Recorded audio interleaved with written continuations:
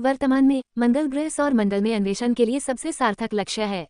NASA पिछले या वर्तमान जीवन के संकेतों की खोज कर रहा है, जबकि स्पेसएक्स मंगल ग्रह पर भविष्य के मानव बस्ती की कल्पना करता है। चीन ने भी मंगल ग्रह की ओर अपने कदम बढ़ाए हैं, सफलतापूर्वक अपना रोवर लॉन्च किया है और गहन अन्वेषण किया है। तो हमने मंगल ग्रह पर वास्तव में क्या खोजा है? ये वास्तव में मंगल ग्रह की सतह पर रोवर उतारने का चीन का पहला प्रयास है। ये झुरोंग मार्स रोवर है, जो चीन के राष्ट्रीय अंतरिक्ष प्रशासन द्वारा कार्यान्वित तियानवेन-1 मिशन का हिस्सा है। मंगल ग्रह की खोज में चीन के पहले प्रयास के रूप में यह मिशन न केवल सफल रहा, बल्कि उम्मीदों से भी आगे निकल गया। वैज्ञानिक खोजें और रोवर का मंगल ग्रह की सतह पर उत्कृष्ट प्रदर्शन दोनों ही वास्तव में प्रेरणादायक हैं। तियानवेन-1 जांच। तियानवेन-1 मार्स रोवर को 23 जुलाई 2020 को चीन के वेनचांग स्पेस लॉन्च साइट से लॉन्ग मार्च 5 हैवी लिफ्ट वाहक रॉकेट द्वारा लॉन्च किया गया था।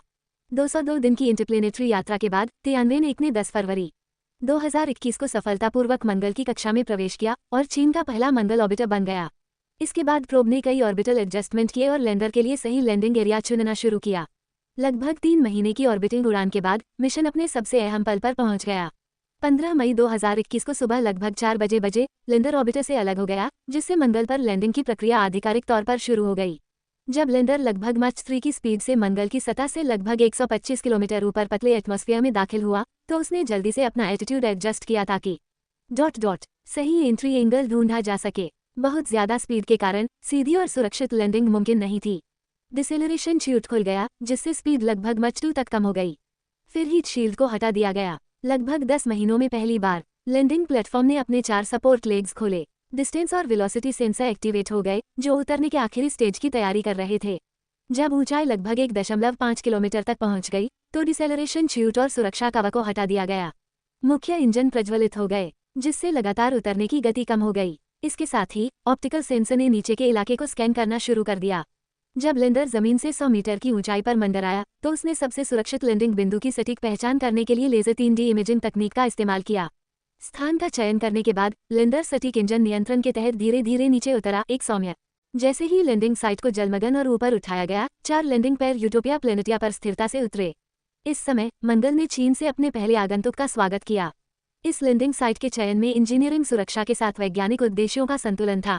इंजीनियरों को एक ऐसे क्षेत्र की आवश्यकता थी जो कई शर्तों को पूरा करता हो: उपयुक्त अक्षांश और ऊंचाई, सौम्य ढलान, स्थिर सतह विशेषताएं, उपयुक्त चट्टान वितरण और हवा की गति और दृश्यता की स्थिति जो उतरने और लैंडिंग प्रक्रिया को खतरे में न डाले। इसकी जियोलॉजिकल बनावट, मिट्टी की बनावट, मिनरल की बनावट और पानी की बर्फ का संभावित डिस्ट्रीब्यूशन मंगल ग्रह के विकास के इतिहास, खासकर पुराने महासागरों के अस्तित्व को उजागर करने के लिए जरूरी सुराग दे सकता है।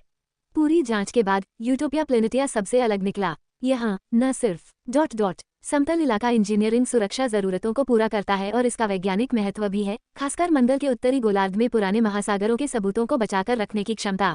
आखिरकार मिशन टीम ने इस जगह को लैंडिंग साइट के तौर पर चुना। तियानवेन-1 इस इलाके में आने वाला पहला प्रोब नहीं था। दशकों पहले वाइकिंग 2 भी यहाँ उतरा था। हालांकि इस इलाके का अभी भी बहुत वैज्ञानिक महत्व है। 22 मई 2021 को ज़ुरोंग रोवर ने मंगल की सतह से लगातार संपर्क बनाया, आधिकारिक तौर पर अपनी खोज यात्रा शुरू की और दक्षिण की ओर अपनी यात्रा शुरू की। हर दिन ज़ुरोंग रोवर अपने नेविगेशन टेरन कैमरे का इस्तेमाल करके आसपास के नज़ारों की तस्वीरें लेता है। ग्राउंड टीम इन तस्वीरों का इस्तेमाल विजुअल पोजिशनिंग और रास्ते की प्लानिंग के लिए करती है, जिससे रोवर को अलग अलग मुश्किल इलाकों से सुरक्षित रूप से गुजारा जाता है।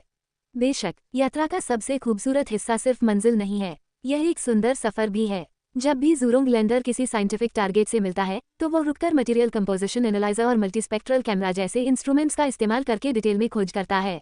तियानवेन-1 मिशन का मकसद 3 बड़े मकसद हासिल करना है: ऑर्बिटिंग, लैंडिंग और सर्चिंग। ये ग्लोबल मार्स एक्सप्लोरेशन के इतिहास में पहले कभी नहीं हुआ। मार्स सफर की भारी लागत और दुर्लभता को देखते हुए हर पल का ज्यादा से ज्यादा फायदा उठाना होगा। इसलिए ज़ुरोंग लैंडर में 6 साइंटिफिक इंस्ट्रूमेंट्स हैं। सतह की टोपोग्राफी और मिनरल टाइप्स की स्टडी करने के लिए मास्ट के ऊपर एक नेविगेशन टेरन कैमरा और एक मल्टीस्पेक्ट्रल कैमरा।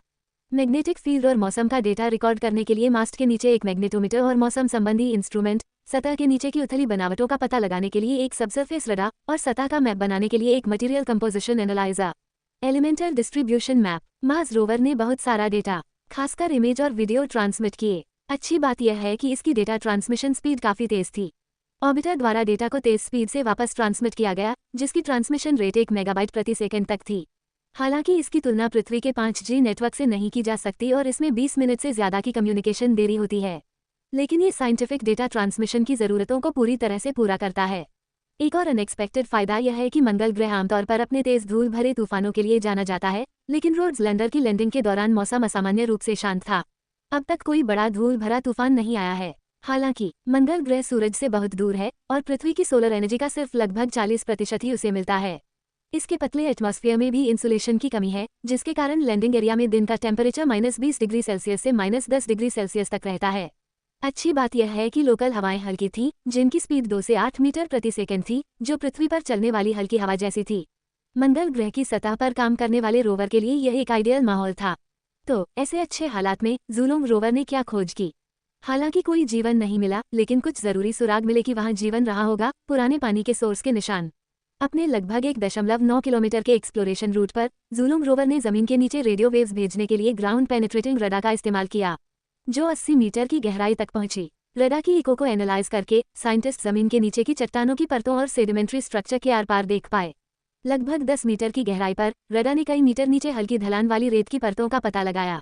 ये रेत की परतें पास की एक चट्टान के पैरेलल थीं और उसी दिशा में फैली हुई थीं, लगभग 15 डिग्री के एंगल पर ऊपर उठने की तरह। इस तरह की बनावट धरती पर पुराने समुद्र तटों या बीच पर आम है। ये छिपा हुआ बीच पुराने मंगल ग्रह के समुद्र का पहला पक्का सबूत हो सकता है। अगर धूल की इतनी मोटी परत जमा हो सकती थी, तो इसका मतलब है कि यह समुद्र कम से कम लाखों सालों से मौजूद था। नदियां जरूर मिट्टी को समुद्र में ले जाती होंगी, जहां लहरों से यह घिस गई होगी, जिससे धरती के बीच जैसा नजारा बना होगा। पुराने जीवन के निशान खोजने के लिए तटीय इलाके बेशक सबसे अच्छी जगहों में से एक है। कई साइंटिस्ट मानते हैं कि धरती पर शुरुआती जीवन ऐसे ही उतले समुद्री माहौल में शुरू हुआ था। ज़ुलुंग लैंडर की यह खोज खास तौर पर कीमती है। पिछले 3.5 अरब सालों में ये पुराना बीच उल्कापिंडों के टकराने, ज्वालामुखी की गतिविधियों और धूल के तूफानों से खत्म हो गया होगा। खुशकिस्मती से ये 10 मीटर से ज्यादा मोटी मिट्टी से दबा हुआ और सुरक्षित था। ये सब इस बात का और इशारा करता है कि मंगल का यह इलाका पुराने समय में रहने लायक रहा होगा। चीन की मंगल ग्रह की यात्रा पहले से ही एक पुराने समुद्र के सबूत खोजने की उम्मीद में ज़ुलुंग लैंडर ने असल में उसे ढूंढ ही लिया। इसके अलावा यह जोर देने लायक है कि पूरे मिशन में ज़ुलुंग का परफॉर्मेंस बहुत बढ़िया था।